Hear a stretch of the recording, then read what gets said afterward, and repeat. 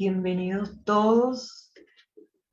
Estamos muy contentos porque, bueno, el Ateneo de Caracas está celebrando la literatura en sus 91 años de la mano de Banesco, Banco Universal, y junto a Antonio López Ortega, Igor Barreto, Julio Quesada, nuestro tradicional Llamen Poético y Milagro Socorro, quienes nos brindarán conferencias, talleres, charlas virtuales, cursos, jammings, recitales, participando en una programación que rinde homenaje a las letras venezolanas e hispánicas, tanto en el campo de la prosa como de la poesía. En estos 91 años del Ateneo de Caracas, comenzamos esta celebración de la mano de Banesco, institución que apoya de manera constante las actividades educativas y culturales, en especial las dedicadas a la literatura y la poesía, y estamos muy contentos. Hoy iniciamos nuestra celebración con una conferencia virtual desde Tenerife, España, que lleva por título Poesía venezolana del siglo XX, una lectura personal a cargo de nuestro queridísimo Antonio López Ortega, reconocido narrador, ensayista, crítico, editor y gran gerente cultural venezolano, quien a partir de la aparición de la antología de la poesía venezolana del siglo XX, que llevó a cabo conjuntamente con Miguel Gómez y con Gina Saraceni, que fue publicada además por la editorial Pretextos de Valencia, España, es que Antonio López Ortega diseña este encuentro con el público venezolano y español para brindarnos una lectura selectiva personal sobre distintos poetas, basándose justamente en este trabajo realizado en conjunto, tanto las fichas autorales como la selección de poemas. Así que bueno, sin más que agregar, los dejo con nuestro queridísimo Antonio López Ortega y comenzamos a celebrar nuestros 91 años con, bueno, con estos intelectuales y escritores y periodistas, bueno, de alto nivel. Estamos muy contentos y le damos la bienvenida a todos. Les agradecemos, eso sí, apagar sus audios y las cámaras de video para que la conexión de internet sea más fluida. Así que muchísimas gracias y todos bienvenidos. Bueno, muchísimas gracias, Vilma. Me siento muy honrado y sobre todo me siento feliz de poder estar participando en un nuevo aniversario del Ateneo de Caracas. El Ateneo para la cultura venezolana de buena parte del siglo XX ha sido pues una institución fundamental, una institución de la sociedad civil, que ha hecho gerencia cultural y promoción cultural pues con medios propios y una institución que ha marcado el discurso cultural venezolano de manera fundamental y contra viento y marea, y hay que ver cómo ha sido el viento y cómo ha sido la marea. De manera que ese es el primer reconocimiento que quisiera hacer, pues, y la distinción que siento de estar en una programación que precisamente celebra esa trayectoria, esos 91 años, esa cercanía ya al centenario, ¿no?, de cultura venezolana. Muy especialmente a Vilma, una queridísima amiga de muchos años, de muchos proyectos comunes, de mucha complicidad y bueno, me encanta estar en compañía también de tantas personas que he visto acá. Muchas gracias de verdad. Bueno, yo quisiera subrayar en mi intervención de hoy o en mi conversación de hoy, quisiera subrayar lo que yo he llamado una aproximación personal. Me gustaría discurrir hoy casi como que en una conversación en familia, donde yo voy revelando de manera, repito, muy propia, muy personal, poemas y poetas del siglo XX que me han interesado siempre, a los cuales vuelvo, piezas que leo y releo permanentemente, piezas que me han marcado. Yo creo que la poesía, siempre he pensado que la poesía es el género superior en literatura. No hay un género más exigente y más trascendente que el de la poesía. Es donde realmente el lenguaje se hace función poética, como decía Jacobson, y en ese sentido siempre yo siento como una necesidad de reverenciarla, ¿no? Y además creo que también en los grandes prosistas y los grandes narradores, los que también más me interesan son precisamente esos escritores que están cerca de la poesía, ¿no? Que tienen eso como algo, tienen esa herramienta como algo consustancial. Bueno, voy a, sobre todo, a apoyarme como referencia en el trabajo que ya mencionó Vilma, que es la antología Rasgos Comunes,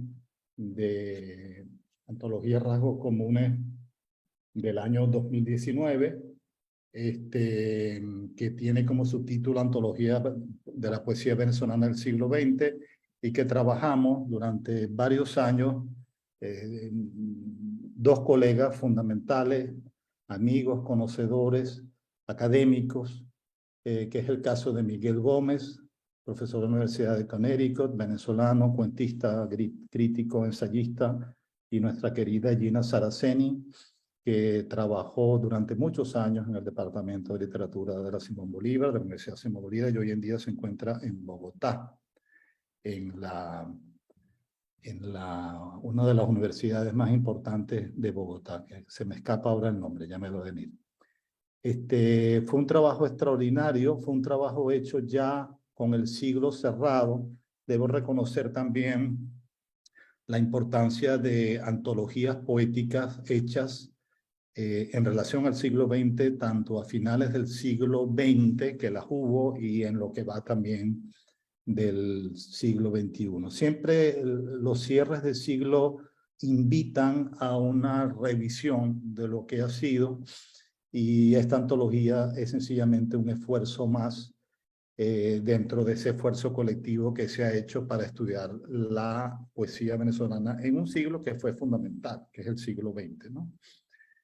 Un siglo de muchísimo progreso y de muchísima evolución poética. Yo creo que ha sido hasta ahora el siglo por antonomasia, pues, de la poesía venezolana. Pero obviamente estamos hablando de un libro de 1200 páginas y estamos hablando de un libro de 86 poetas que fueron los antologados. En mi caso, yo me voy a centrar, repito, de acuerdo a mis predilecciones y con poetas que, repito, siento y he sentido siempre como más cercanos, ¿no? Entonces, eso es un poquito digamos, el comentario o el tipo de trabajo que quiero hacer y compartir, ¿no? Bueno, voy a comenzar me hubiera gustado abarcar mucho más, pero hay que ser en ese sentido sensato, ¿no? Y bueno, tengo en principio aquí 20 nombres. Vamos a ver si los podemos recorrer todos. No tampoco aspiro, si no llegamos a los 20 no importa, pero bueno, se ha hecho el esfuerzo, ¿no? Yo quisiera comenzar con una poeta importantísima del comienzo de siglo venezolano, que es Enriqueta Arbelo Larriba, que nació para que tengan una idea, que nació en 1886 y falleció en 1962, ¿no? Una escritora que, a pesar de que se ha publicado mucho, merece un reconocimiento mucho mayor que el que tiene, precisamente por la importancia de su obra. Ella estuvo muy signada por sobre todo durante el periodo de Gómez, estuvo signada muy marcada por su hermano, que fue fundamental, ¿no? Qué curioso que, digamos, los años posteriores a esa obra fue siempre Arbelo Larriba, el varón, digamos, el que tuvo siempre mayor proyección y Enriqueta menos. Pero qué curioso que en el desarrollo y en la evolución de la poesía venezolana del siglo XX, precisamente el nombre de Enriqueta ha ido ubicándose pues, y teniendo el lugar que corresponde, porque definitivamente era una poesía mucho más moderna que la que planteaba su hermano, un poco más cerca, digamos, de lo telúrico, ¿no? De las raíces, ¿no? Voy a comentar sobre Enriqueta. Los espacios del país en sus versos juegan un papel insoslayable, al igual que el imaginario familiar, ¿no? El paisaje, el dato biográfico, el territorio y el testimonio, sin embargo, surgen mediados invariablemente por una voluntad enunciadora, que hace del lenguaje la única presencia absoluta. Fíjense ese dato, el lenguaje como única presencia absoluta. Eso es ya un signo de modernidad muy claro. No estamos hablando del contenido ni lo que se dice, estamos hablando de la forma en que se dice, ¿no? El sujeto heroico romántico, ¿no? Más propio quizás del modernismo o del tardomodernismo, desaparece ya del todo en esta poesía cuando observamos que en ella se individualiza, podríamos decir, con soterrada ironía, un hablante. Hay una sensación, una confirmación de que en el caso de Enriqueta hay un hablante, ¿no? Hay un yo poético muy claro que se desentiende, digamos, de las modas y las épocas anteriores, ¿no? A pesar de que sea como humilde, como sencillo, etcétera, ¿no? El título, sobre todo, de su libro, Voz Aislada, y miren qué interesante ese título, Voz Aislada para una dama que vivía en Barinitas, en una hacienda que difícilmente salió, que siempre hizo de ese espacio su espacio y su poesía, Barinitas, imagínense, traza dos dimensiones principales del sentido, de un lugar físico, ¿no? Físico donde está, que presagia la ausencia, es decir, la llanura, ¿no? La llanura, que era un tema fundamental, y el lugar intangible de la psique más profunda, ¿no? Soledad donde se forja el decir. Creo que esto es muy, digamos, definitorio de esa poesía, ¿no? Entonces, como muestra, voy a leer un poema que me parece muy importante, que es casi como una presentación de mi voz nueva. Un poema muy breve, ¿no? Pero que me parece fundamental para precisamente presentar a la poeta o para que ella se presente, ¿no? Miren esto, brota firme, honda, motorizada, porque mi corazón ablandó la semilla. Estamos hablando de la voz nueva en el título. Repito, esa voz brota firme, hondo, motorizada, porque mi corazón ablandó la semilla. Es una voz profundamente mía, mas la daré sin sacrificio. Es mía, pero la daré, la obsequiaré sin sacrificio. Muy impresionante. Huele a cedro mi voz bienvenida y se alza sin pliegue. Ella, qué novedad, me dará un gozo bravo. La sembraré en el montón sordo. Es muy impresionante. Montón sordo, sembrar la voz en el montón sordo, sembrar la voz donde nadie oye, una voz aislada, una voz que precisamente, una apuesta poética que precisamente no tenía la recepción adecuada en el momento. La recepción la vino a tener después, como le ocurre también un poco a Ramos Sucre. Y yo creo que esto, plantearlo como su presentación poética, aparte de que es muy honesta, es también como muy humilde, ¿no? Y sin embargo, esa voz es firme, es honda, es motorizada, ¿no? ¿Por qué? Porque el corazón puede ablandar la semilla. Son metáforas extraordinarias, ¿no? Pero muy, muy claras en cuanto a lo que propone. Luego vamos, viendo un poco otro tono, vamos a ver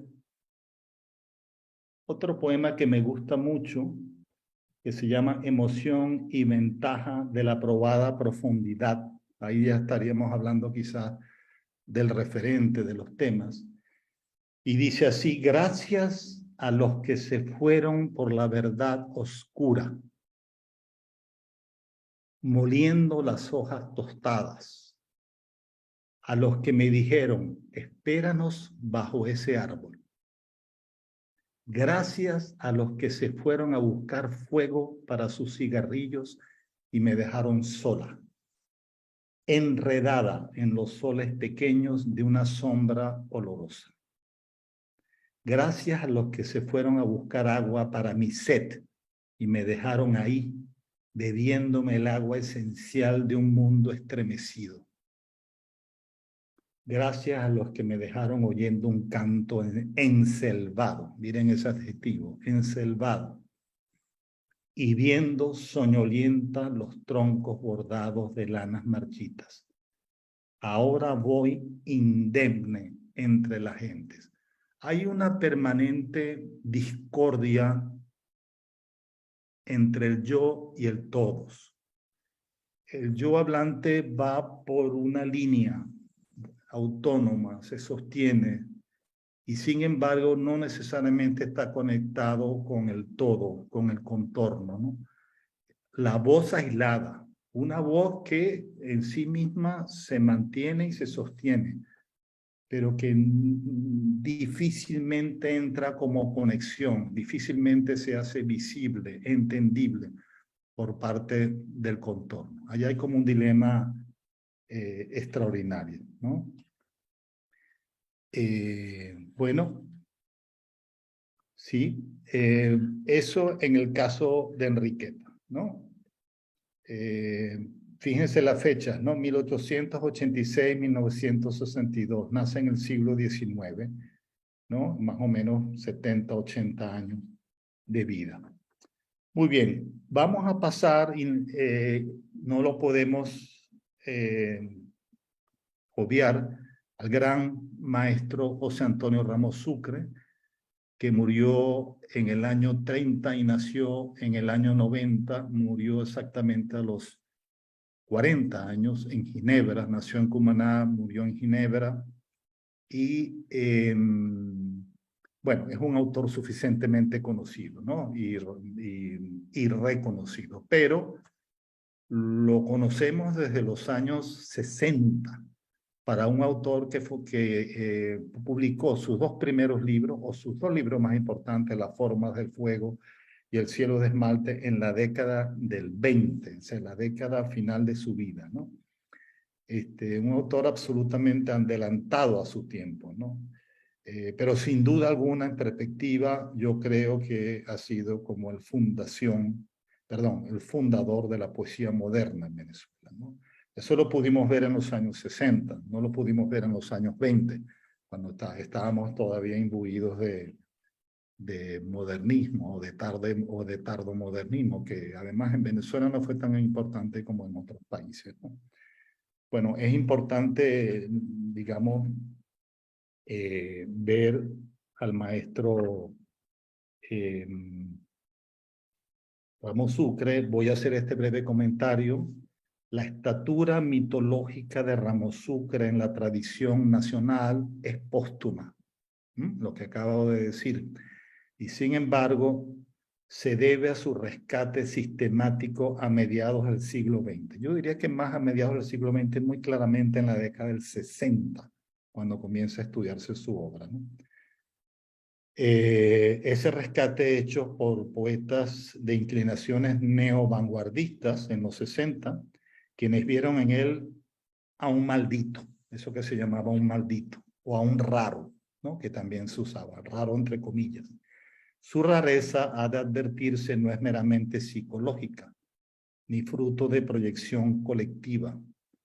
Puede rastrearse, forjada con minucia en sus textos, ¿no?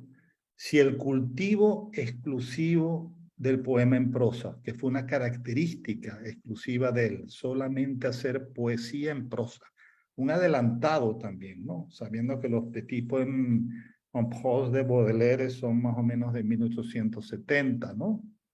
Muy fresco eso incluso en América Latina. Si el cultivo exclusivo del poema en prosa ya lo coloca en una situación particular en el país, yo diría única, ¿no? Sus idiosincráticos hábitos enunciativos lo dotan de una personalidad verbal inconfundible. La idea de una personalidad verbal es algo muy importante. Ramos Sucre construía en su poema como una especie de entelequia que estaba entre autor y texto. Era como una especie de esto que se llama la personalidad verbal, una personalidad verbal, ¿no? Un tono que de alguna manera mediaba entre la inspiración y el producto poético y la consecuencia poética, ¿no? Eso es algo muy importante, ¿no? Y como muestra, leamos un poema breve, muy breve, que me parece que también es muy conocido el poema, pero me parece que también es una especie de presentación, sirve como presentación del poeta, ¿no? Y el famoso yo de Ramos Sucre, que era también fundamental, sustancial, ¿no? De mucho peso. Yo quisiera estar entre vacías tinieblas, porque el mundo lastima cruelmente mis sentidos y la vida me aflige. Impertinente amada que me cuenta amarguras. Así define la vida. La define como impertinente amada que me cuenta amarguras. Entonces me habrán abandonado los recuerdos. Ahora huyen y vuelven con el ritmo de infatigables olas y son lobos aullantes en la noche que cubre el desierto de nieve. Los contrastes, ¿no? Ambientes que pueden ser invernales o pueden ser más bien tropicales, todo mezclado, ¿no? El movimiento, cierra el poema, signo molesto de la realidad, el movimiento leído como un signo molesto de la realidad, es decir, es preferible la quietud, ¿no? Para esta mirada poética. Respeta mi fantástico asilo, mas yo lo habré escalado de brazo con la muerte.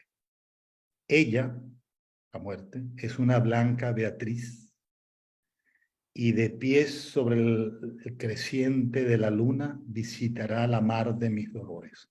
Bajo su hechizo reposaré eternamente y no lamentaré más la ofendida belleza ni el imposible amor. Bueno, un texto muy, valga la redundancia, muy Ramos Sucreano, ¿no? La presencia de la muerte, la combinación siempre entre sustantivo y calificativo, ofendida belleza, imposible amor, ¿no? Siempre ese juego, vacías tinieblas, ¿no?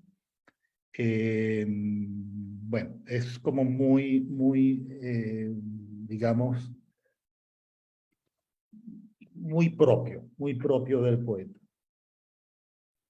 Bien, vamos a dar un salto y entramos ya a la generación del 18, entendida así, porque justamente en ese año es que comienza a ser reconocida. Fueron muchos los poetas del 18. Me acuerdo que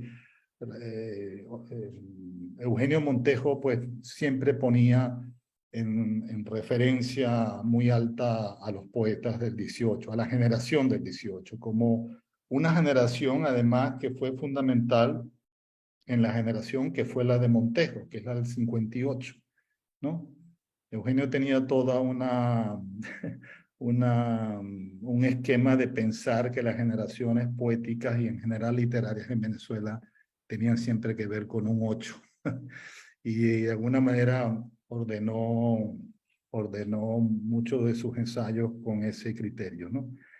Inevitable pensar en el 18 a Fernando, inevitable pensar en Fernando Paz Castillo, nacido en 1893 y muere en 1981. Fue un poeta muy longevo que estuvo presente hasta prácticamente, sí, finales de los 70, comienzos de los 80, ¿no?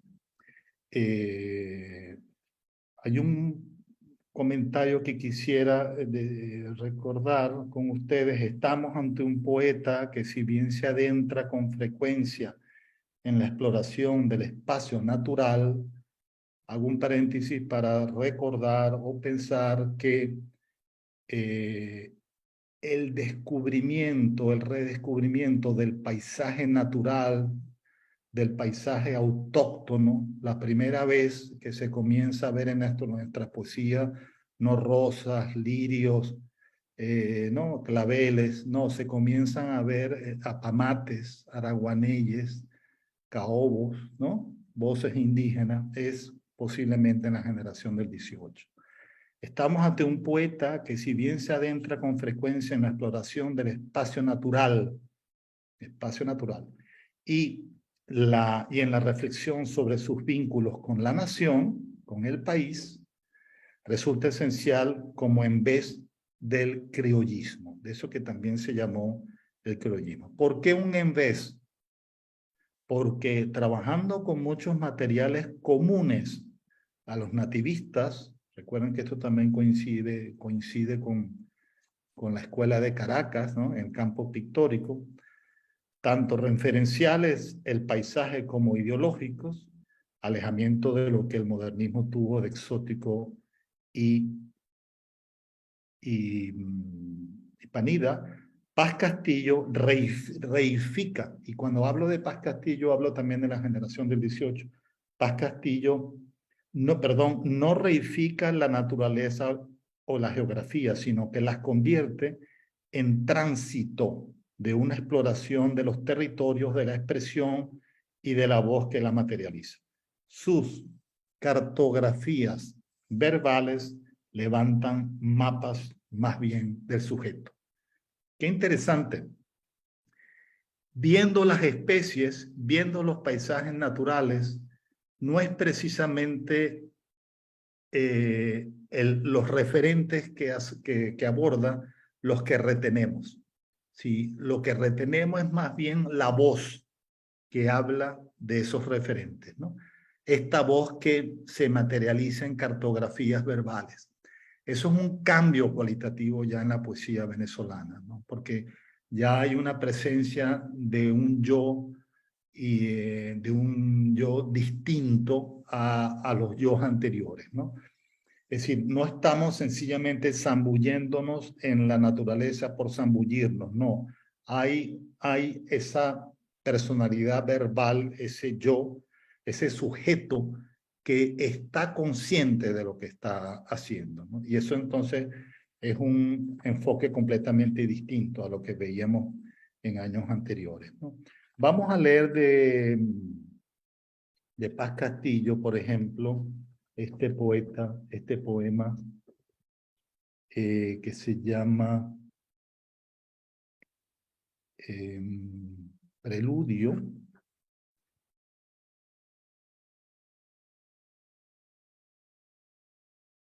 Perdón, un segundito.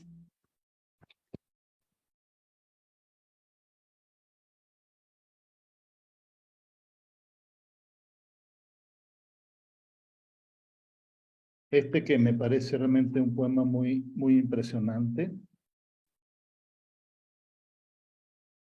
Ser se llama y está compuesto en dos pedazos, dos estrofas. La primera estrofa: voy cumpliendo mi destino como la luz en la llama, como el perfume de la rosa, como el eco en el recuerdo, como el llanto de la conciencia, como la noche en la estrella, como la muerte en el alma.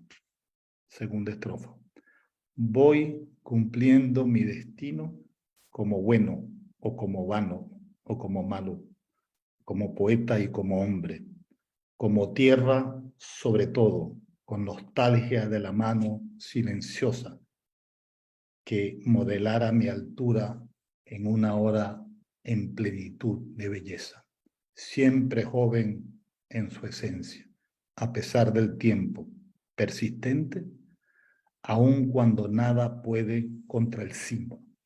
Qué interesante todas estas enumeraciones de llama, luz, rosa, ¿no? Y sin embargo, están todas asociadas pues a elementos ya de la percepción humana, ¿no? Recuerdo, llanto, conciencia, ¿no? Hablar de la tierra, pero inmediatamente hablar de la nostalgia. Esa especie de paralelismo entre elementos naturales y elementos, digamos, de la conciencia. Habla precisamente de un enfoque también distinto a cómo se trataba eso antes, ¿no? Y creo también, para cerrar con Paz Castillo, este poema breve que se llama precisamente La poesía. La calma, lejana, íntima, que tiene el ímpetu audaz del monte altivo, el resplandor dormido más rojo que el rojo y menos rojo que el rojo, miren eso, sorprendente, sobre la inquieta llama o en la llama agonizante, el punto indefinido de donde regresa la mirada insegura de conquistar la nada de su origen, la palabra buena, la palabra mansa, que al fin muchas luchas, que al final de muchas luchas y triunfos y derrotas encuentra que solo sabe comprender callada. Saber comprender, pero en estado de silencio. Qué interesante, ¿no? Estamos hablando de una definición de la poesía, ¿no? La calma, ¿no?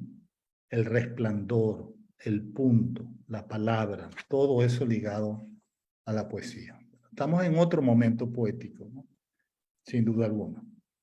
Y no me gustaría abandonar a la generación del 18, que fue tan importante, con apenas una mención que quiero hacer del gran poeta Rodolfo Moleiro, que vivió de 1898 a 1970. Y hay un poema que me parece que tiene yo creo que tiene una connotación, una reverberancia en el momento que vivimos, que me gustaría realmente compartirlo. Es un poema que se adelanta muchas cosas. Se llama precisamente Un país. Y ruego que lo escuchen con atención. Hay muchos elementos naturales, pero hay una voluntad allí o una lectura profunda del país. El país pensado en esa especie de concepto amplio de naturaleza, sociedad, historia, memoria, ¿no? En una cosa compleja, pues como es finalmente un país. Dice así: esta cima del monte es para reducir a planos la mañana. Lanzaremos cuesta abajo 2 balones invencibles, uno hacia el llano, hacia la mar el otro. Recorrerán siglos de distancia, dejando frondas alargadas, de polvo dorado y espuma. En los puntos de parada fijaremos postes de aire. Vean la imagen, ¿no? Fijar postes de aire. Y esta estrofa final, que es estremecedora. Y al nivel de esta cima, sobre sólidas bases de nubes, levantaremos un país con piedras y láminas de aurora para los pájaros y para nosotros. Es extraordinario, es conmovedor, ¿no?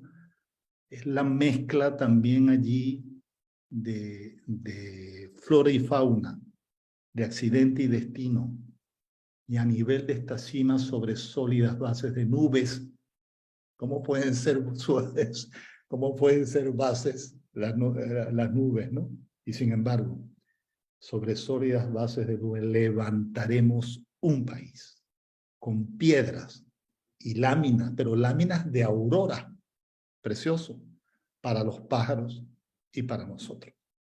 Bueno, impresionante en Moleiro, ¿no?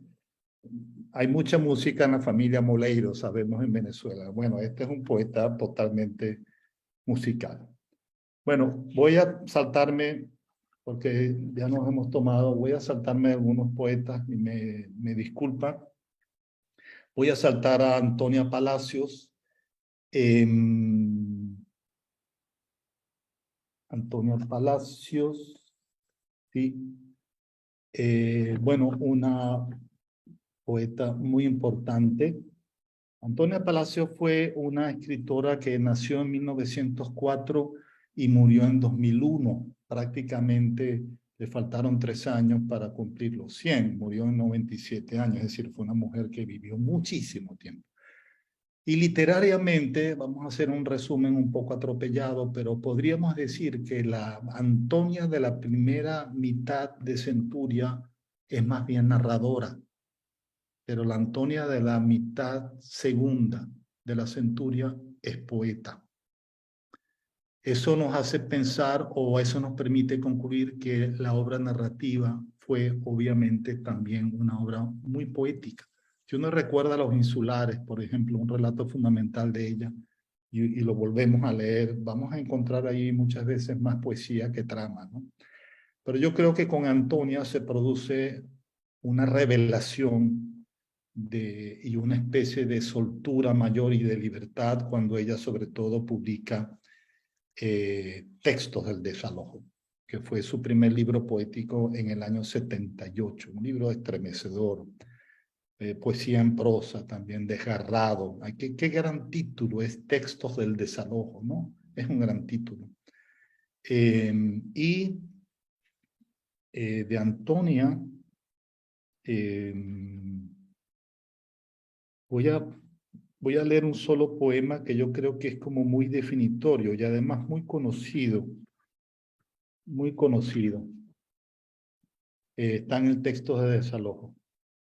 Se llevarán todas mis pertenencias, todas las ofrendas, las que llegaron alzadas en guirnaldas y gajos, las que caían prodigándose, las que quedaron en suspenso, las rezagadas para largas fatigas, las de forma prendida, roce estable, llegarán batallando por encima de las cosas, por encima de viejos tanteos, olvidados tanteos, rodando por tierra los destrozos, el ovillo apenas comenzado, la perla apenas engastada, llegarán feroces, llegarán con odio, llegarán con desprecio, proclamando el vacío, me irán despojando de todo, punto, gesto, voz.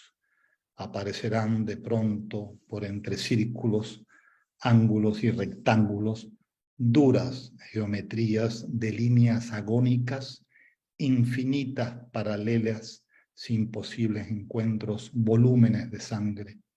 Me irán despojando de todo, del aire, del reflejo, de la forma. La hora será cóncava. Ella encuentra finalmente una fórmula física para encontrar esto, ¿no? La hora será cóncava, el cielo será cóncavo, la tierra abrirá su cráter cóncavo en la última ofrenda. Es un poema impresionante. Y es un poema que da el tono de ese libro, de texto de desalojo.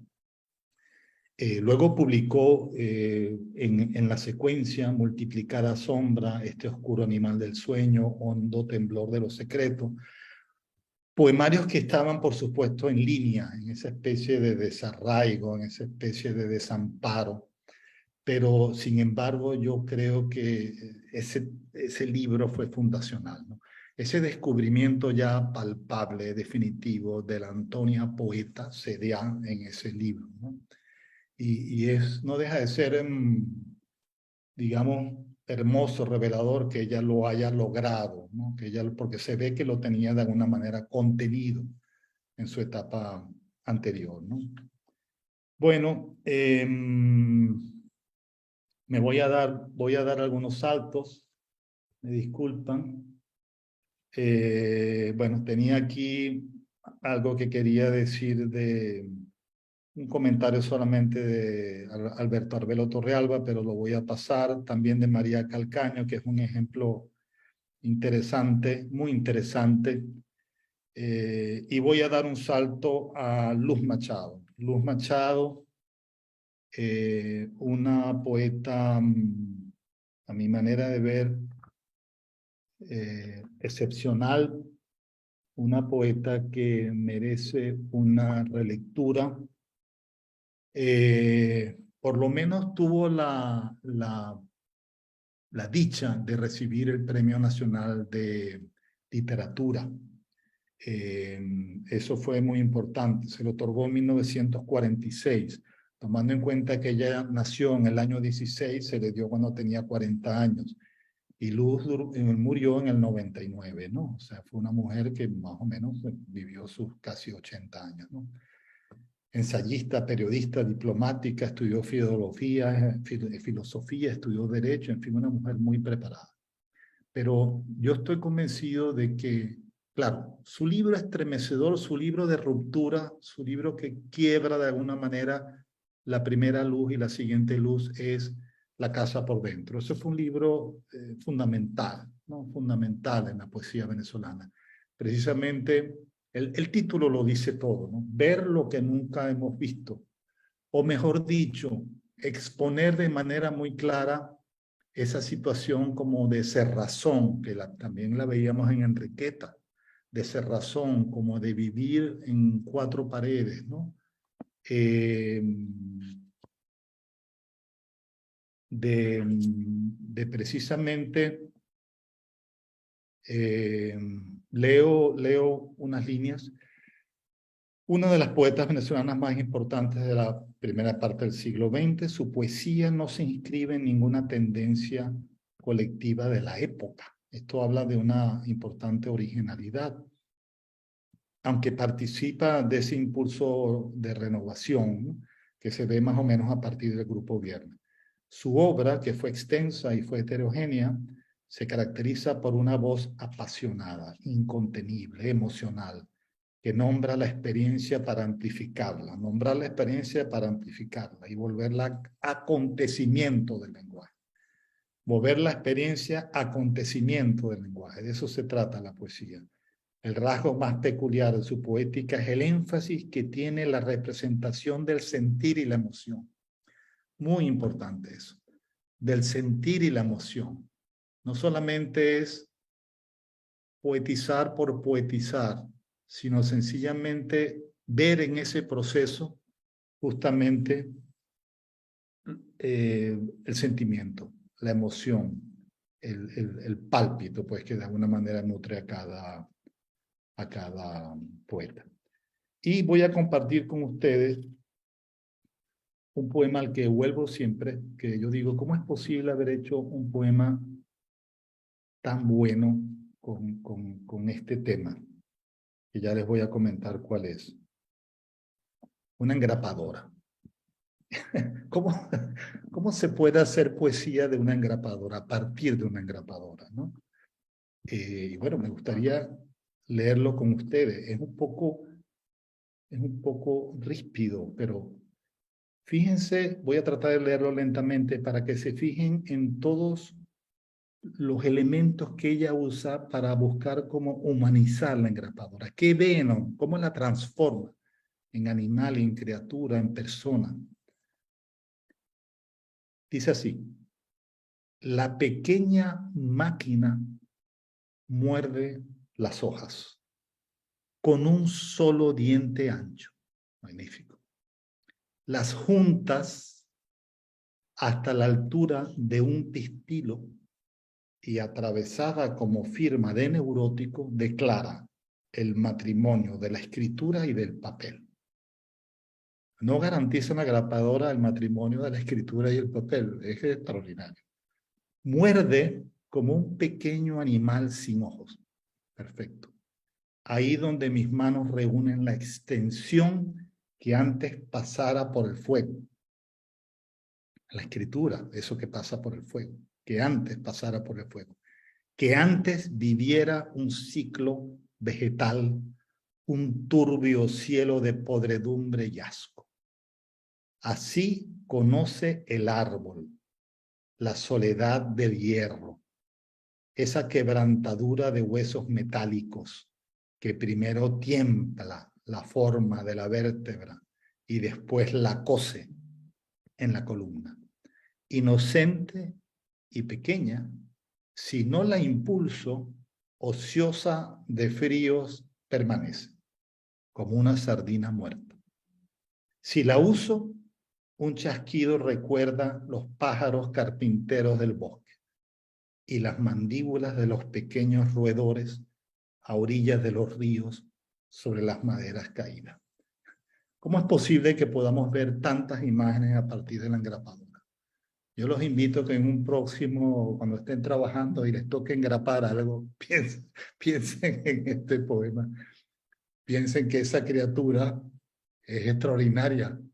Se habla de cuál puede haber sido el árbol del que se hizo parte de la engrapadora. Se habla del posible hierro fundido original que terminó formando parte de la engrapadora. Me recuerda, por cierto, a un procedimiento muy de Eugenio Montejo, ¿no? De ver de pronto un pájaro y automáticamente pensar en cuál pudo haber sido ese nido de pájaro y cuál pudo haber sido el árbol donde estaba ese nido, ¿no? Esa especie de penetración hacia atrás es muy impresionante. Bueno, salto de nuestra querida Luz a un autor que siento además muy cercano de Luz Machado, y es Sánchez Peláez. Luz nació en el año 16, Sánchez Peláez en el 22, se llevaban 6 años, pero más o menos publicaron más o menos en los mismos años. Y tiendo a pensar, esto es una reflexión muy personal, ya lo he dicho, que ese lenguaje, este lenguaje de Luz Machado que acabamos de ver, de una engrapadora, no se aleja para nada del lenguaje floral, alucinante a veces, de Juan Sánchez, ¿no? De Juan Sánchez Peláez. Y ahí hay una lectura de revisión entre esos dos poetas que yo creo que hay que revisar. Porque hay mucha más semejanzas que diferencias.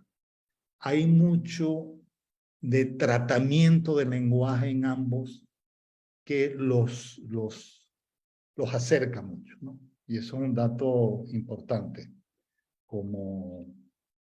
digamos, como revelación. Bueno.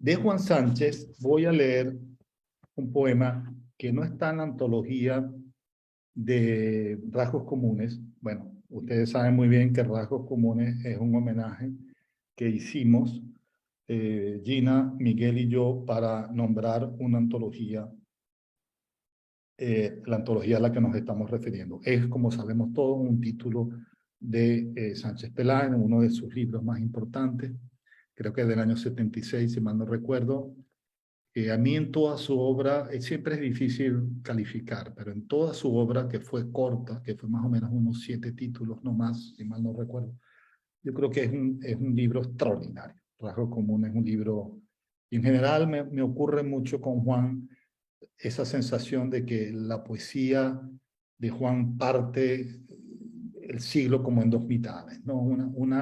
Una cosa era lo que se escribía antes y otra cosa fue la que se escribía después. Pero también siento que eso lo podemos pensar también en el caso de la poesía de Luz Machado. Si nos adentramos como habría que adentrarse en una obra que tenemos un poco olvidada. Bueno, así como leí el texto de Moleira en relación a lo que podría ser la noción de país, entendido en lo más amplio, asimismo voy a leer un poema brevísimo de Juan, al que siempre regreso, que se llama Preámbulo. Y es que este poema me parece, tiene una destreza y tiene una revelación que a mí me sorprende cada vez, me estremece cada vez. Preámbulo, brevísimo, ¿no? Prueba la taza sin sopa. Ya no hay sopa. Solloza, hermano. Prueba el traje, bien hecho, a tu medida. Te cuelga, te sobra por la solapa. Nos falta sopa. A mí me parece extraordinario.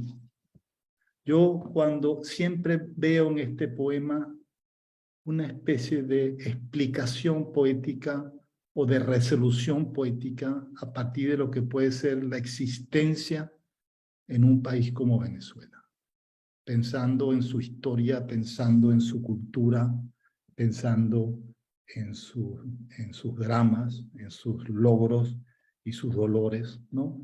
Creo que todo está aquí. Prueba la taza sin sopa. Ya no hay sopa. Solloza, hermano, prueba el traje, bien hecho, a tu medida, te cuelga, te sobra por la solapa, nos falta sopa. Es sí y no, ir y regresar, ¿no? Creer que tenemos una certeza y lo que tenemos es un vacío. Todo el tiempo ese juego, ¿no? Es extraordinario. Bueno, esto ya de por sí define extraordinariamente bien a un poeta como Sánchez Peláez. Salto a Cadenas. Yo creo que podemos tener quizás unos 10, 15 minuticos más. De Cadenas voy a leer, bueno, obviamente nuestro poeta actualmente por edad, nuestro poeta por antonomasia, nacido en 1930, por lo tanto Rafael tiene ya 92 años, como bien sabemos. Es un poeta que nos acompaña y bueno, es pues la gran referencia poética venezolana desde el punto de vista de los poetas mayores, ¿no? Muy bien, de Rafael voy a leer un poema que siempre me impresiona mucho. Voy a leer dos poemas de Rafael, uno del comienzo de su obra y otro muy reciente, de los últimos libros que ha publicado. Este poema, que está en Falsas Maniobras, el primero, que se llama Nombres, a mí me parece que este poema siempre lo veo como, es un poema que tiene una novedad extraordinaria que es un poema que habla del esfuerzo para hacer un poema. Es un poema que habla de cómo es la carpintería de la escritura, de cómo se va ensamblando. Esta es una especie de fotografía de cómo se puede ir ensamblando un poema. Y al final la sensación de que lo que queda es el ensamblaje, no queda el resultado. La palabra nombres nos va a identificar esa secuela que vamos a ver de nombres que el poeta trata como de acercar, como si fueran masas gravitatorias, y a veces no lo logra, ¿no? Entonces, vamos a tratar de imaginarlo de esa manera, ¿no? Es como yo lo imagino. la idea de una especie, de un autor, de un poeta que está tratando de escribir un poema en una determinada circunstancia, la hora del día, el lugar, el clima, ¿no? Y bueno, nombres. Te llamas hoja húmeda, noche de apartamento solo, vicisitud, campana, tersura y lascivia, ingenuidad, lisura de la piel, luna llena, crisis. Oh, mi cueva, mi anillo de Saturno, mi loto de 1000 pétalos, Éufrates y Tigres, erizo de mar, guirnaldo, jano, el dios, ¿no? Vasija, tórtola, ese y trébol, ovípara, uva, vellocino y petrificación. Todo eso podrías llamarte. Pero tu nombre es lecho, lavamanos, dentífrico, café, primer cigarrillo, luego sol de taxis, acacia, también te llamas acacia, o 6 p.m., o 7:30, cerveza y Shakespeare, y vuelves a llamarte hoja húmeda, noche de apartamento solo, día tras día. Sí, tienes tantos nombres y no te puedo llamar. Todo tan absurdo como esas mañanas sin amor que el espejo de los baños recoge y protege. Todo tan desoladamente inabordable. Todo tan causa perdida. Es extraordinario. Causa perdida. La causa perdida puede ser el ejercicio de escritura. Al comienzo estamos viendo los posibles vocablos, los posibles nombres del poema. Trébol, tigris, erizo, guirnalda. Y en el segundo vemos la cotidianidad, la rudeza, ¿no? El insomnio, el lecho, el lavamanos, el dentrífico, el café, o sea, la vida cotidiana, ¿no? Todo está como ensamblado. Lo que se escribe y desde dónde se escribe. Y al final, pues, ¿no? Todo tan causa perdida. Es decir, la escritura también como un ejercicio permanente para lograr algo que siempre se nos escapa, ¿no? Todo tan desoladamente inabordable. O sea, la dificultad para llegar, digamos, a la poesía siempre es un ejercicio de acercamiento, de intentar, ¿no? De llegar a un punto final. Pero siempre para hacer poesía nos tenemos que quedar dando vueltas a ese punto final. Eso como el primer cadenas de falsas maniobras. Pero leamos un texto del último cadena, de Sobreabierto, este libro, que es su penúltimo libro. Porque el último es En torno a Basho y otros aquí tenemos el cadena de estos años, el cadena del haiku, el cadena del budismo zen, de la levitación, ¿no? Este es un poema extraordinario. Flor, el que te mira en este instante se aparta para hacerte sitio. Es extraordinario. Parece un koan digamos, de estos koanes del budismo zen, ¿no? Flor, el que te mira en este instante se aparta para hacerte sitio. Esa idea de cadenas de ir más allá de los conceptos, ¿no? De sentir que la literatura, las letras, también es como una barrera para llegar al estado poético, a la revelación poética, ¿no? Eso es una situación muy cadeniana, ¿no? Bueno, déjenme leer un poema o un poeta importante también de la generación del 58. Se me olvidó comentarles que ya entramos con cadenas en la generación del 58, que fue una generación prodigiosa. Ahí está Montejo, está Cadenas, está Sucre, está Palomares, está Silva Estrada, está Calzadilla, está Pérez Perdomo, ¿no? También está, por cierto, Elisa Lerner, como generación del 58, pero muchos poetas en esta generación.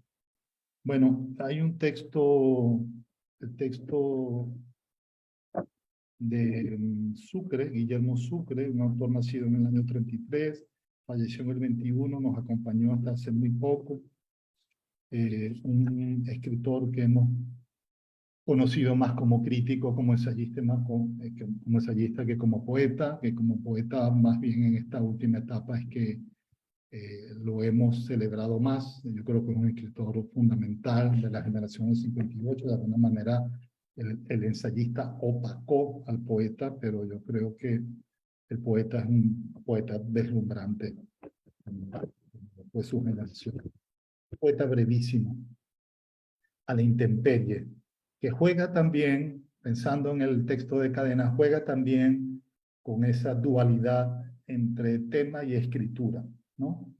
A la intemperie. Retengan el título. Dejas caer tus párpados y por un instante en el trasfuego del día cae la sombra sobre tu rostro mientras cae la mano de la lámpara sobre el papel que escribo, buscándose y buscando en la caligrafía oscura la transparencia. Es un juego extraordinario entre el acto físico de escribir y lo que la escritura va revelando, ¿no? Cuando decimos buscándose y buscando en la caligrafía oscura la transparencia, volvemos al hecho físico de la escritura. Es extraordinario que comenzamos ya en el aspecto temático, ¿no? Deja caer tus párpados por un instante. Hay un tú, hay una persona que vemos, pero inmediatamente comienza sobre ese rostro a verse el trasfuego, a verse la sombra, y a verse ahí el trasfuego y la sombra permite saltar a la lámpara, pero ya en la lámpara es la mano del que escribe el poema, ¿no? Mientras cae la mano de la lámpara sobre el papel que escribo, ya estamos en la poesía. Dejamos de observar y estamos en el acto físico, poético, buscando en la caligrafía oscura la transparencia. Un poeta también extraordinario. Guillermo Sucre. Muy bien, vamos ahora con, bueno, inevitable mencionar a Eugenio Montejo, poeta fundamental. Yo creo que no necesita presentación, pero sí voy a leerles, compartir un poema de Eugenio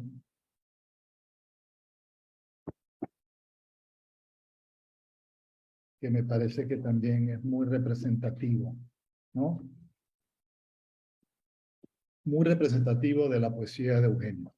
Eso de estar aquí y allá, eso de partir, pero nos quedamos en el mismo sitio. La idea de que todo era, cualquier elemento es representación de todo.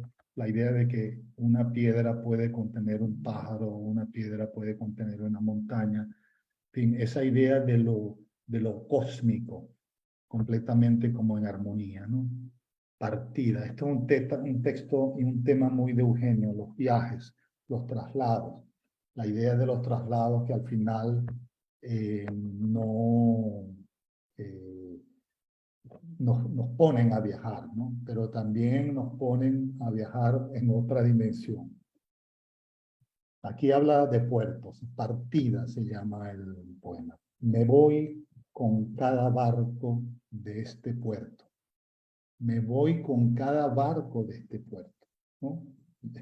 Yo me estoy quedando, pero me voy con cada barco de este puerto, con cada gota azul de oxígeno entre roncos silbatos.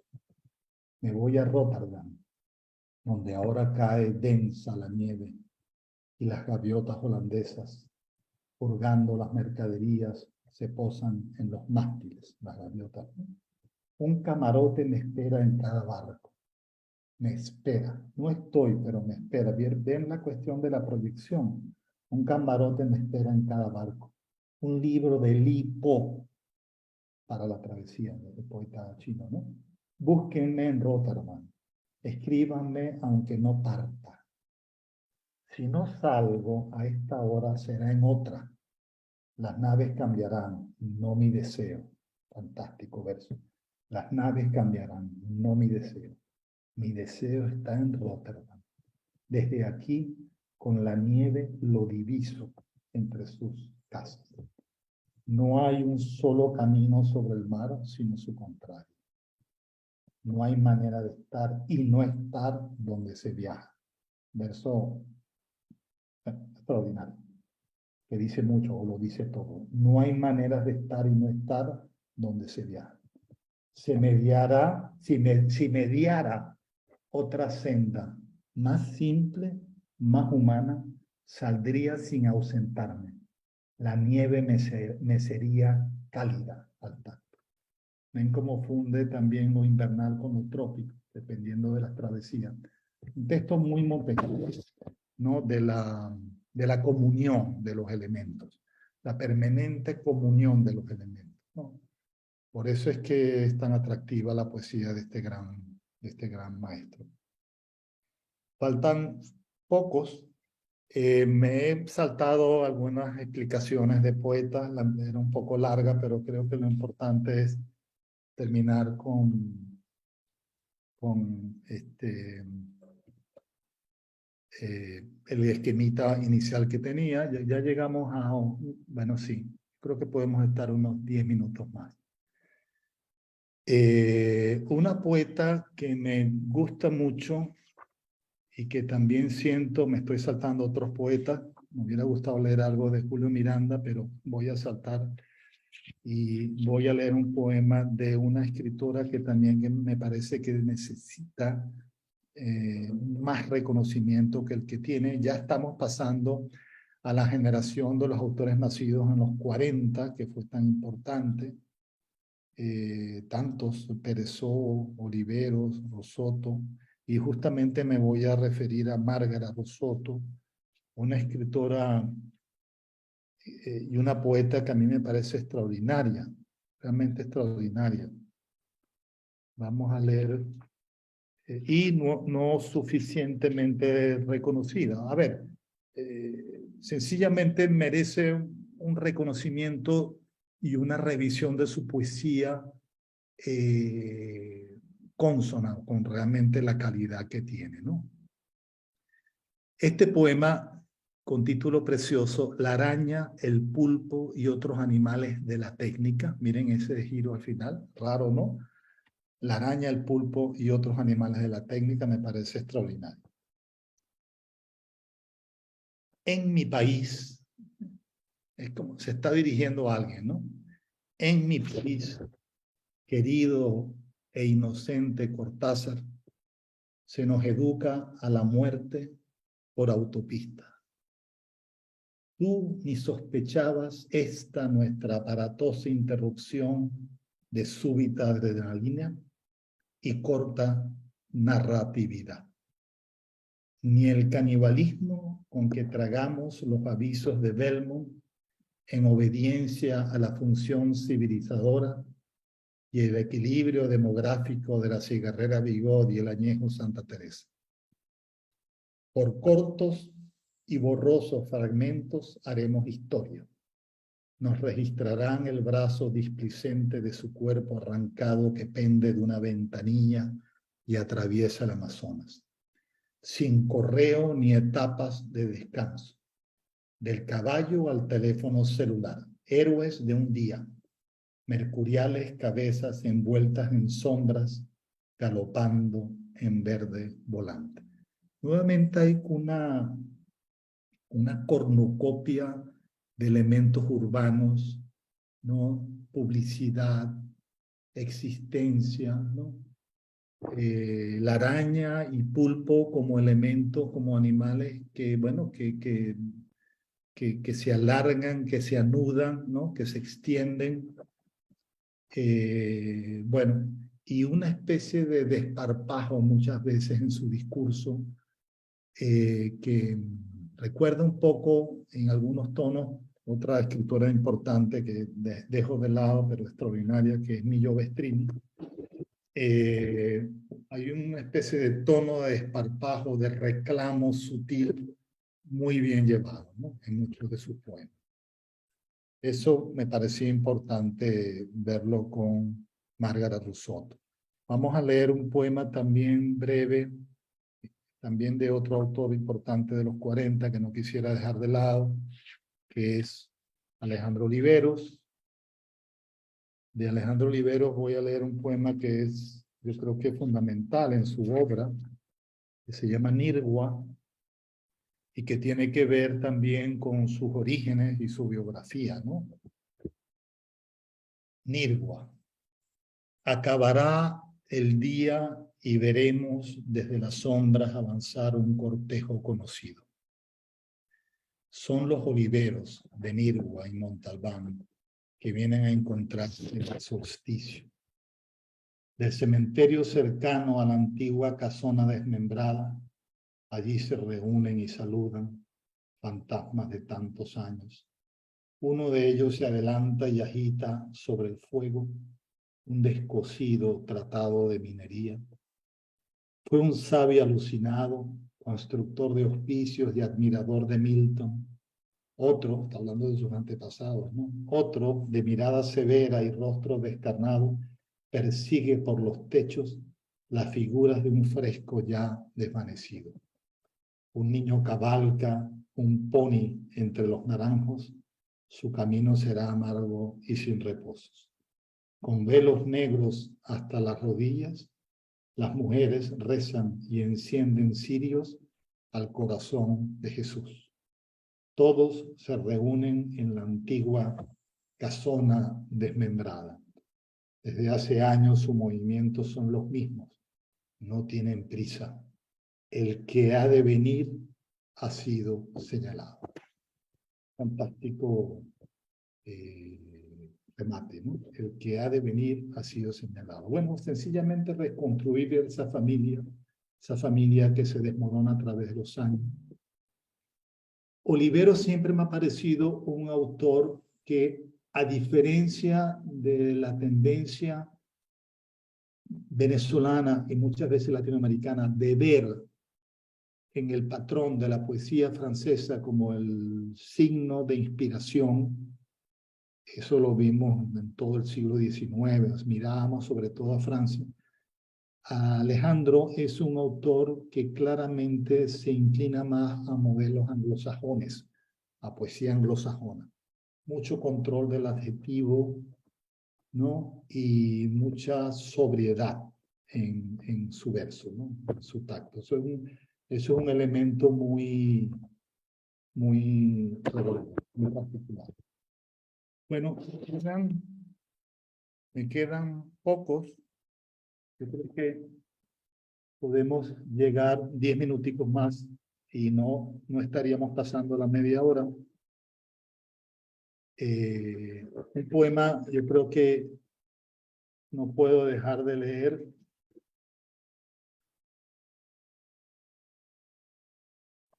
Pensando en lo que leímos de Moleiro, pensando en lo que leímos también de Moleiro, un poema de Armando Rojas Guardia que se nos fue muy recientemente en el año 20, que conocemos, ¿no? Se llama Patria, pero como nuevamente aborda un tema que a mí me parece siempre escabroso, y yo creo que este poema sale muy bien parado, es importante leerlo. Alguna vez amamos, o dijimos amar, la terquedad sombría de tu fuerza. Le está hablando la patria, ¿no? La voz del padre enronquecía al evocar calabozos, muchedumbres, hombres desnudos vadeando el pantano, llanto de mujer, un hijo y más arriba. ¿Dónde arriba? El trapo con más de una bandera. Supimos, lenta y vagamente, que lo imposible te buscaba extraviándote los pies. Aquellos pies de Hilda obsesionaron a mis ojos de niño. Su corteza terrosa, vegetal, desconcertada sobre la pulitura del granito. Tal vez una tarde entre los campos, la música te deletreó de pronto al lado de algún bosque, una colina, un lago triste que se te parece, la misma terquedad al revelarte, ávida no precisamente de nosotros, los efímeros, los quizás, los transeúntes, sino de tu pátina absurda de grandeza, esos sueños opulentos de la historia que son más bien su horror, su pesadilla. Ahora que te conoces vil, prostibularia, porque tanta voluntad ecuestre se apeó bajo el sol a regatear, y el héroe mercadeó con su bronce, y el oro solemne del sarcófago adornó dentaduras, fijó réditos, y no hay toga, ni charretera, ni sotana que te oculten cuadrúpeda, obsequiosa, por 30 monedas ancestrales. Precioso eso, impresionante. Yo me atrevo a cubrir tu desnudez. Yo me atrevo a descubrir tu desnudez. No es verdad que te vendiste. Tú anhelabas dilapidarte brusca, totalmente, un lujoso imposible. Lo sabías, siempre lo has sabido, y como siempre aras en el mar. Te concibieron con voluntad precisa de fracaso. ¿Cómo afirmar, Pasito, que hoy te quedas en la dificultad de sonreírte, levantando los hombros, desganado, y diciéndote con sorna, con ternura, mañana sí, tal vez, quizás mañana? Es un enorme poema. Y repito, con la dificultad de hablar de estos temas, es un poema que sale muy bien resuelto, ¿no? Voy a cerrar con 3 poetas de mi generación, de la generación del 50. Me hubiera gustado que fueran más, pero hay que acortar. Bueno, hay tanta gente que valoro y que aprecio en lo que yo llamo mi generación de autores nacidos en el 50, Rafael Castillo Zapata, Santos López, Berberi Pérez Rego, Ana Nuño, en fin, muy importantes. Voy a leer a 3 brevemente, que están muy presentes hoy en día y muy activos. Voy a leer en primer lugar un texto que siempre me ha parecido extraordinario, de Igor Barreto. Igor Barreto es uno de nuestros autores más impresionantes y de mayor proyección en Venezuela. Es un autor que está siendo traducido, es un autor de premios, es un autor de una autenticidad y de una vocación temática sin igual, que da unos saltos impresionantes. Por ejemplo, haber saltado del libro sobre Mandelstam, que ya de por sí es una cosa soberbia, al tema de los gallos, que siempre ha estado presente en su poesía, y venir de los libros anteriores, de Crónicas Llanas, bueno, es un poeta que siempre nos está sorprendiendo por la evolución. Es un poeta de una autenticidad tremenda, porque es un poeta que, si bien se va a lo telúrico como base, y en ese sentido se anuda mucho a la tradición, rompe también con lo telúrico. Rompe con lo telúrico precisamente por toda la apuesta formal y de lenguaje que él plantea, ¿no? Esto es un poema que a mí me gusta muchísimo, es casi como visual, cinematográfico, muy de la primera etapa, y tiene el título de Domingo 8 de agosto de 1983, porque me imagino que habrá sucedido allí. Y hay un epígrafe que dice: en un lugar llamado La Macanilla, en el río Arauca. Es una especie de epígrafe. Dice el poema: fui con Wilfredo a mirar un paso de caballos. 60 entre las aguas rápidas del Arauca. Todos caballos lisos, sin mataduras en el lomo, retintos y alazanos, andones de tranco largo, bayos y cebrunos que se tiran sin 2 cabos de repuesto. Qué imagen, ¿no? Entre el chapoteo de las bestias, unos niños orientan con su curiara el atajo y lo azuzan con gritos. Los caballos nadan con su trompa afuera y resoplan pequeñas gotas de río. Hay manojos disueltos de boras en el hervor del agua. Preciosa imagen. A mitad del cauce, un zaino, que es un tipo de caballo, un zaino, lucero en la frente, se rezaga.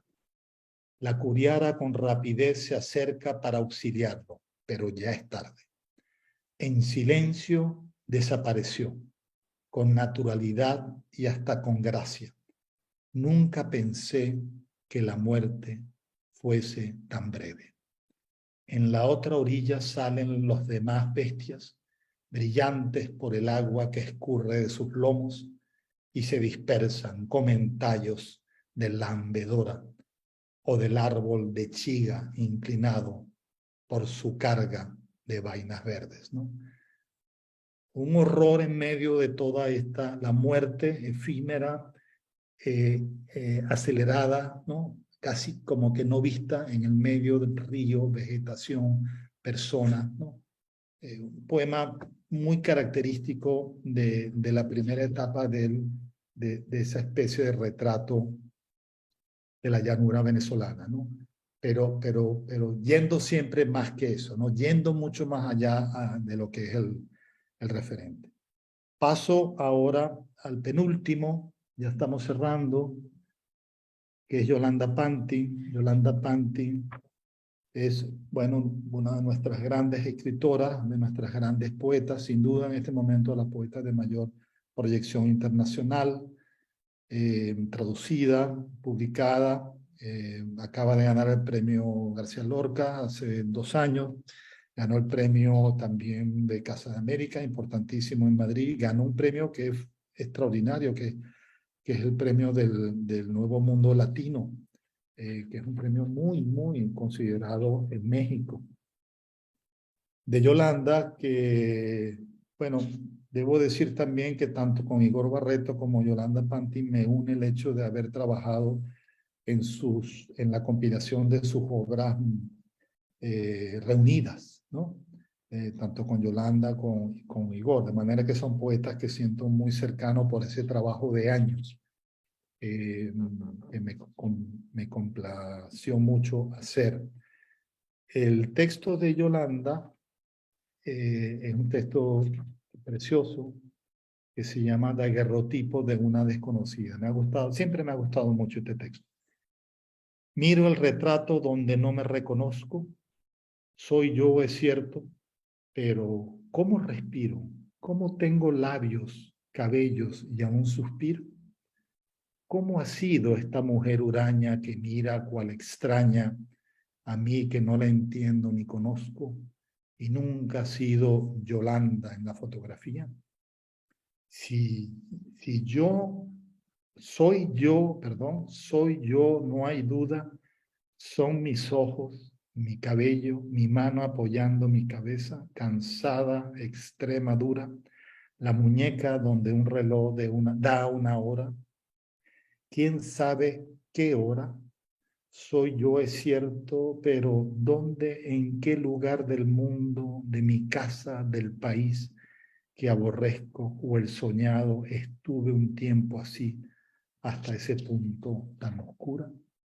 Nunca la belleza fue negada, pero esa tesitura son mis labios. Jamás tuve esa boca ni esa comisura. Fue besada. Precioso.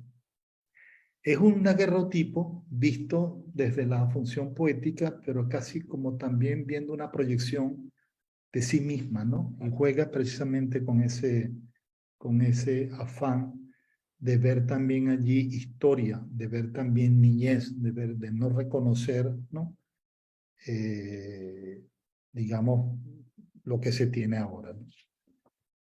Y cierro con otra importante escritora, poeta de los 50, que es Eda Armas,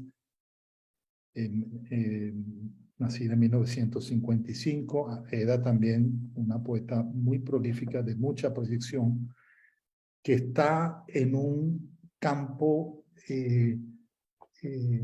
para mí, más metafísico, más reflexivo, y que entronca mucho con una corriente muy robusta en Venezuela, representada por autoras, por ejemplo, como Elizabeth Schoen, representada por Ida Gramco, ¿no? Hay una tradición importantísima en esa línea. Hay un poema de Eda que siempre me ha gustado mucho. Siempre vuelvo a él, me parece como fantasmal. Y ya con esto, mis queridos, estamos cerrando. Disculpen, aquí lo tengo. Ella tiene un... No me acuerdo bien de qué libro es. Tengo la anotación, se las debo. Hay un poema largo que ella maneja en números romanos que se llama Al Descampado. Y voy a escoger el número 18, el fragmento o la estrofa número 18 en números romanos de Al Descampado. Aquí también este texto me parece como muy visual, ¿no?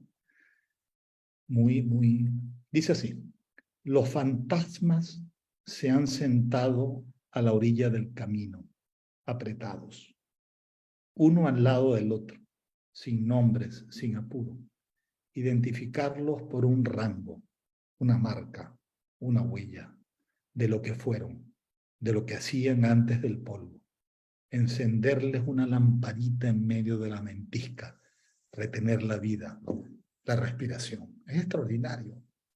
Es jugar con los fantasmas como si fueran presencias vivientes, ¿no? Hay casi que una cosa de ligero humor, ¿no? Con estos fantasmas que se sientan al lado del otro, que no tienen nombre y que no tienen apuro, ¿no? Me parece un poema precioso, extraordinario. Bueno, cierro con esto. Tuve que achicar, me disculpan. También tuve que saltar algunas notas más valorativas o críticas, pero me interesaba sobre todo compartir estos poemas, casi todos leídos, como representación pues, de la gran poesía venezolana que tenemos en este momento. Y me gustaría cerrar con la convicción de que es todo esto que hemos vivido, que esto que hemos leído, que es fundamentalmente poetas del siglo XX, o que comenzaron a trabajar en el siglo XX, son precisamente la causa de que ya en este siglo, que lleva 22 años, podamos ver tanta buena poesía venezolana, tanta poesía viva, tanto nivel de escritura. Yo que ahora tengo pues esta experiencia internacional de estar viendo producción poética en distintos países, les digo francamente, me asombra muchas veces la calidad de un poeta en Venezuela que tenía 20 años, ¿no? Hay ya una especie de escuela, hay una maduración, hay un siglo, que es este siglo XX, que pesa una enormidad y que es muy prominente, ¿no? Es decir, estamos absolutamente formando parte de una tradición que por supuesto vio sus orígenes en el siglo XIX, maduró como pudo y creció como pudo en el siglo XX, y que en el siglo XXI yo creo que el propósito es sencillamente la proyección internacional. Yo creo que la poesía venezolana debe ir ya para un estadio de recepción internacional que ya la tiene, porque yo creo que es hora de hacerlo, ¿no? Este país que está precisamente tan tocado por tantas cosas. Qué importante que la poesía se mantenga viva, evolucionando y llegando a unos niveles absolutamente admirables en cuanto a la poesía de la lengua castellana. Bueno, aquí me detengo. Un abrazo y muchas gracias.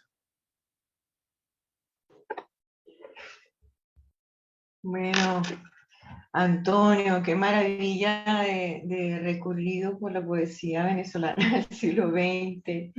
Además, con esa pasión, con esa sensibilidad, con este entusiasmo y sabiduría. O sea, hace de eso, de tu recorrido y tus comentarios, nos involucra de una manera que nos conmueve, nos emociona, nos entusiasma. Y como dice Víctor Gueda en uno de los comentarios que hizo en el chat, que tus comentarios son iluminadores, tu recorrido es iluminador.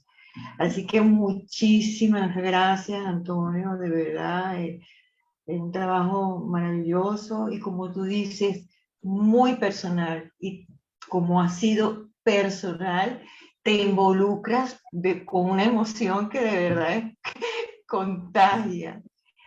Bueno, aquí tenemos un público muy lindo, muy cultivado. Tenemos a muchos poetas. Tenemos a dos de las poetas que tú acabas de nombrar, como son Yolanda Pantin y Eda Armas. También tenemos a nuestras poetas del jamming poético, que son las curadoras, que son Kira Kayaki, Georgina Ramírez, Eleonora Requena. Tenemos a Milagros Socorro. Tenemos un público maravilloso. Entonces, bueno, simplemente preguntarles si quieren comentar algo, si quieren preguntarle algo a Antonio.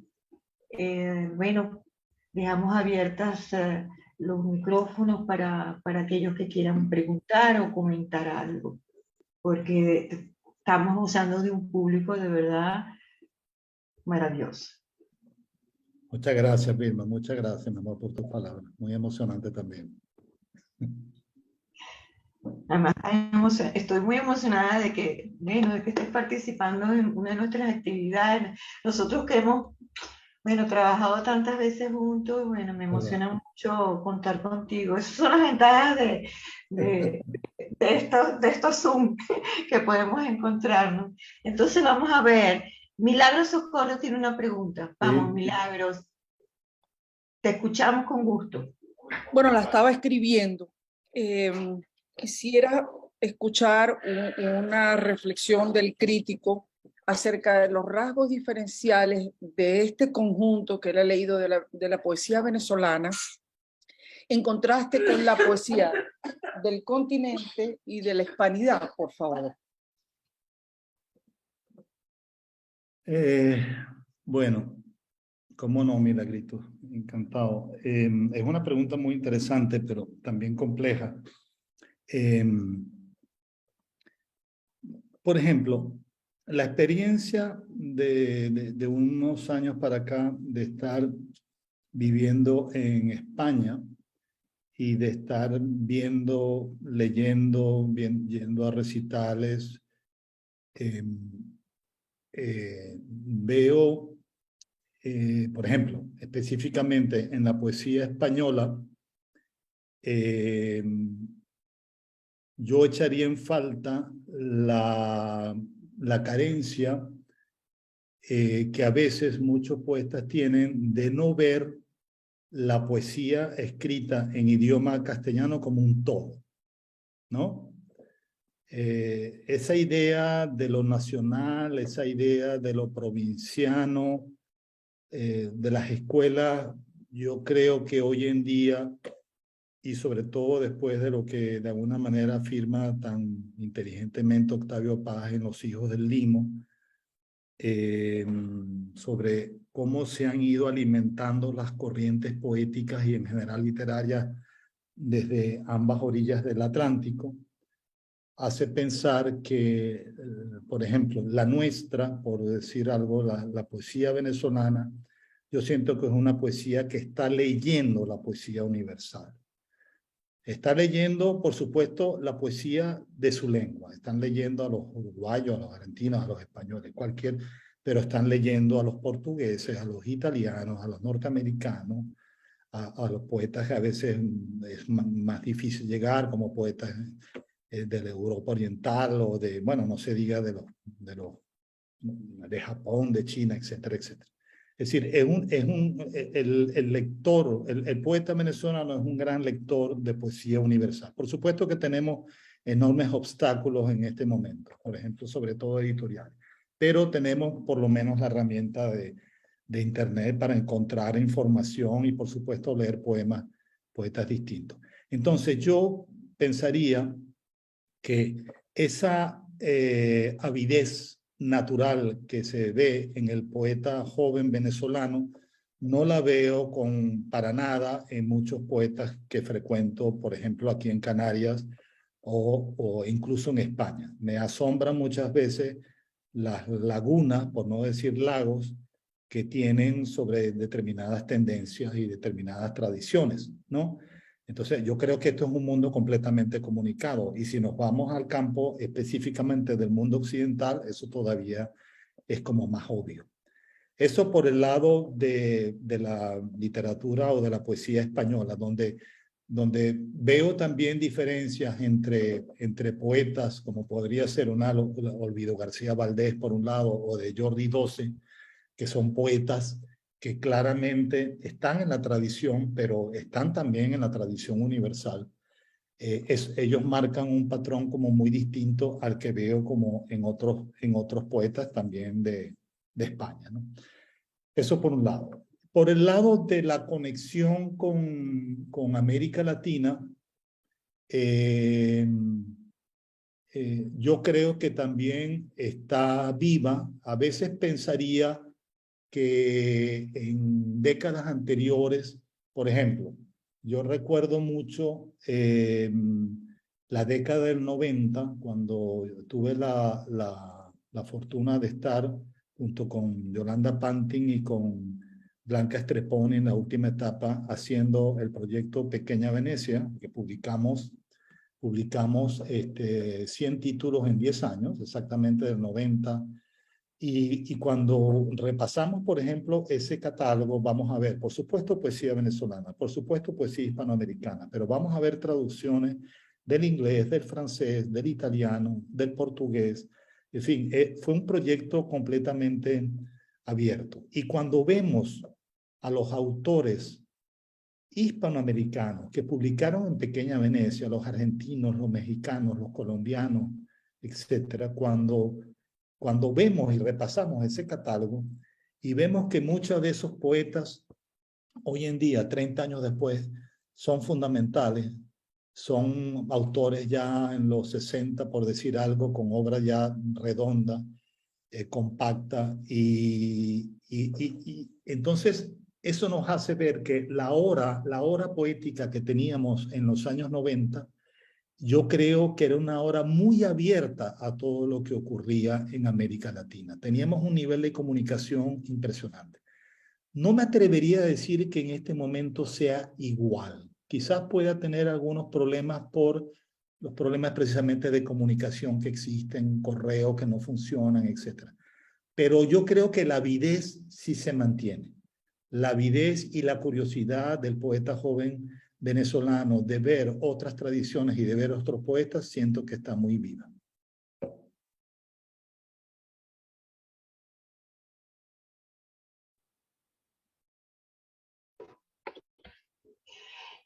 Gracias, Antonio. No sé si alguien más quiere comentar o preguntar algo. El chat está lleno de conmovedoras expresiones de agradecimiento hacia ti, Antonio. Todos están con comentarios muy hermosos. Kira Kariakin dice que te sale dar seminario de varias semanas. Sí, es verdad, dejé aquí muchos apuntes. Dejé muchos apuntes. El tiempo me comió, sí. Sí, bueno, Graciela Llanes dice, me sumo a la petición de Eda Armas, que dice, queremos una parte 2, o sea, todos están como con ganas de más, es que es verdad, me imagino que el trabajo de resumir ese recorrido es difícil, ¿no? La selección. Es muy difícil y he dejado por fuera escritores muy importantes. Y nuevamente me he dejado llevar un poco, repito, por la convivencia, pues por la convivencia textual que tengo con muchos poetas, ¿no? Y fue para mí también un goce estar al lado de poemas que he leído muchas veces, repito.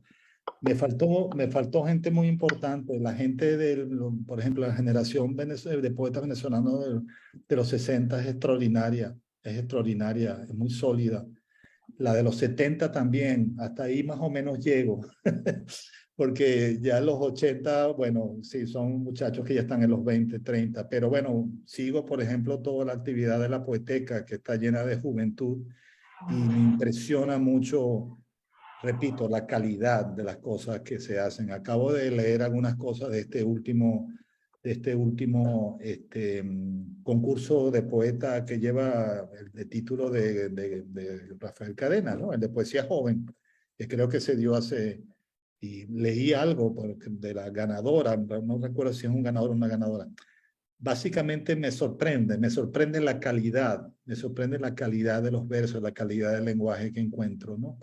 Eso me hace pensar que la poesía venezolana goza de muy buena salud. Y yo creo que no nos damos cuenta, pero esto no lo digo tampoco para que nos quedemos metidos en las sábanas, no, hay que estar siempre yendo hacia adelante. Pero yo creo que lo que hemos construido, lo que poéticamente se ha construido en el siglo XX, que es extraordinario, pensemos en apenas estos poetas que va a ser y está siendo fundamental para las generaciones de este siglo. Es decir, y recuerden, bueno, como todas las repúblicas latinoamericanas, somos una república joven, ¿no? Nos estamos acercando a los 200 años apenas. Entonces, bueno, ya entrando en este tercer siglo, si contamos el 19 como el primero, estamos, yo creo que hablando de un crecimiento poético en Venezuela muy importante. Yo creo que va a estar a la cabeza de lo mejor que se haga en Hispanoamérica. Estoy convencido de eso. Qué bueno. Bueno, vamos a tener que planificar una segunda parte de verdad, Antonio. De acuerdo. Bueno, fue una de verdad maravillosa apertura de esta celebración, celebrando la literatura, ¿no? La literatura, el Ateneo siempre ha estado con los escritores, con los poetas de toda la vida. Y entonces, Es verdad. sí, entonces este es un homenaje a los escritores, a la literatura. Yolanda Pantin da las gracias, te da las gracias a ti, Antonio, bueno, y al Ateneo. Estoy muy contenta de que estés aquí presente, Yolanda. Y bueno, nada, no sé si alguien quiere decir algo más o quiere comentar algo o preguntar. Sé que quedaron eso con muchos deseos de seguir escuchando a Antonio, pero bueno, no le podemos quitar más tiempo, creo. No, yo digo porque, bueno, todo el mundo también está complicado y, bueno, más o menos tenía así como hora y media como mucho, pero como tú dices, Vilma, lo podemos, yo encantado. Ah, me están diciendo que Luz Marina hizo una pregunta, pero no la vi. Déjame. Luz A Marina ver, Rivas, Antonio. ¿cómo ha marcado la migración a los poetas que escriben desde fuera? Ajá. Es un tema que ella trabaja muy bien, además, Luz Marina. Qué bueno ver a Luz Marina, un abrazo muy fuerte, queridísima amiga. No podía ser sino una pregunta de Luz Marina. A ver, a mí me parece que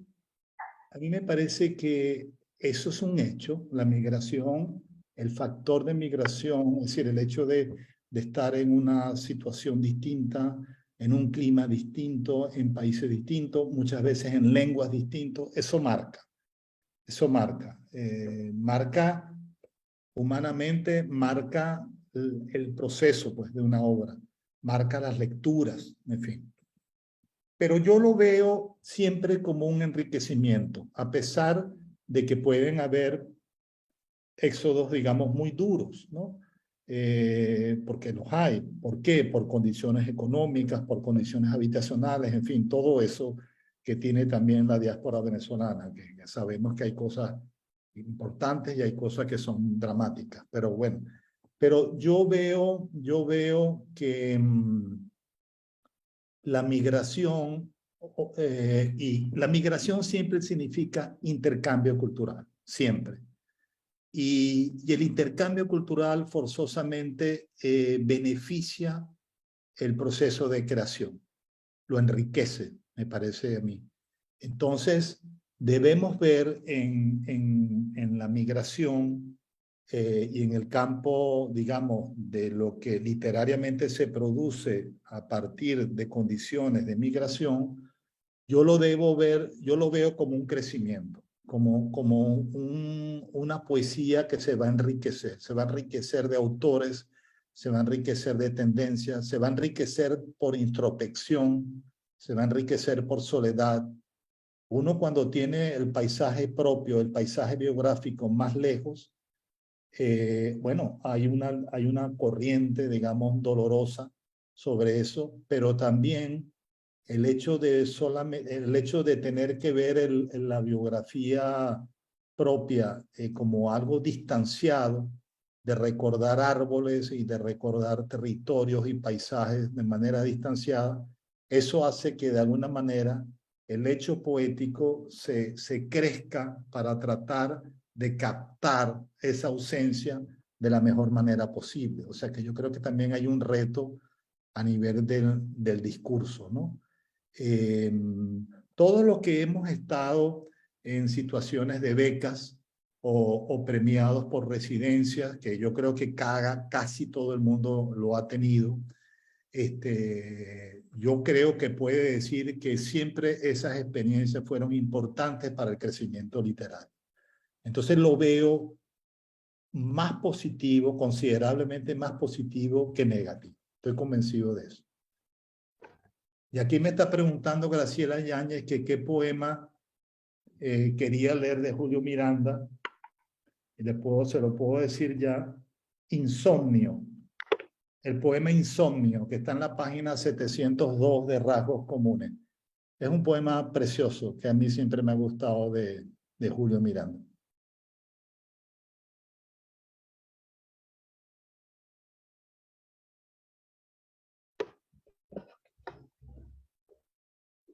Bueno, Antonio, muchísimas gracias a ti y a todos los presentes, de verdad, muchísimas gracias. Esta quedó una pregunta sobre oliveros, dice Graciela Llanes. Sí, voy a buscarla. De las últimas. Quedó una pregunta sobre oliveros. ¿Cuál es la pregunta que quedó sobre oliveros? Alguien pregunta, ¿qué textos más recomendaría del profesor Alejandro Oliveros? Eso lo pregunta 1.75, no sé quién es.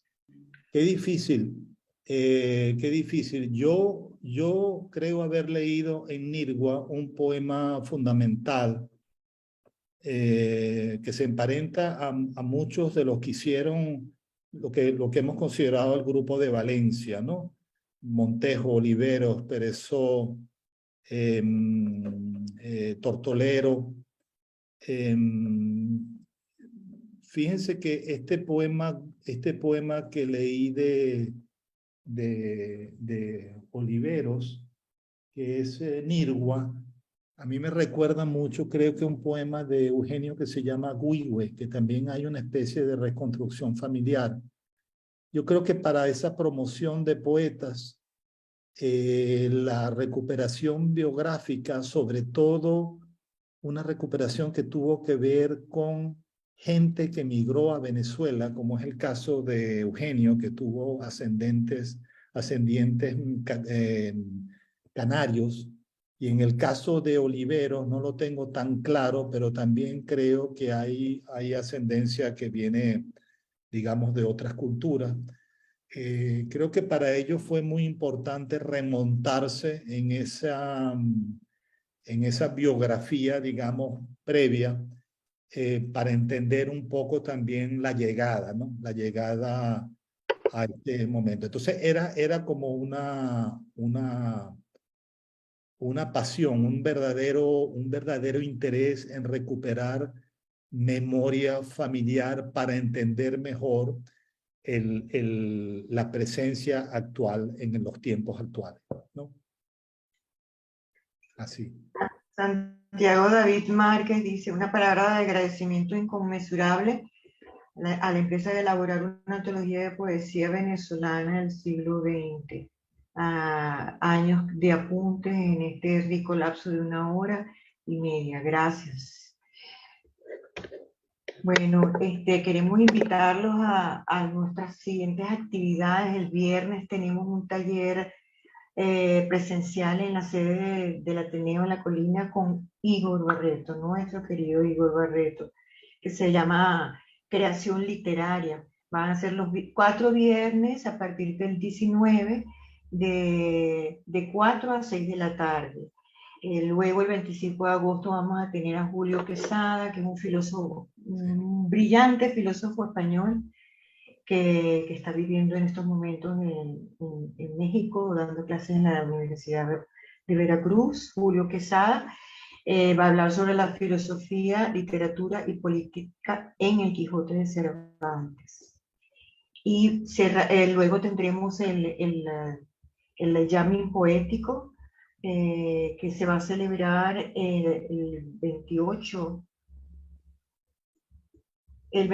de agosto, donde tenemos como invitados a Alfredo Chacón, Claudia Noguera Penso, José Pulido, Cecilia Ortiz y María Teresa Ugliari. Luego cerraremos con Milagro Socorro, nuestra querida Milagro Socorro, con un curso de lujo que se llama Relecturas de 2 novelas de Miguel Otero Silva y Casas Muertas y Oficina número 1. Eso va a ser los lunes desde el 29 de agosto hasta el 19 de septiembre.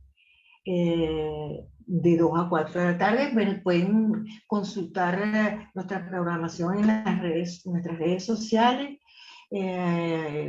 Ateneo de Caracas, @Ateneo de Caracas, en Instagram, Twitter, Facebook, y pueden escribirnos a formacion.ateneo@gmail.com para cualquier información e inscripción. Todas las actividades son gratuitas, gracias a Banesco. Así es que nos encanta además que sean así, entrada libre, como deberían ser todas las actividades culturales y la educación. Así que bueno, gracias Antonio una vez más y bienvenidos todos, y bueno, espero que nos acompañen a toda nuestra programación y que nos acompañen a celebrar la literatura. Muchas gracias. Un abrazo muy fuerte, mi amor. Muchas gracias. Igual, un beso inmenso.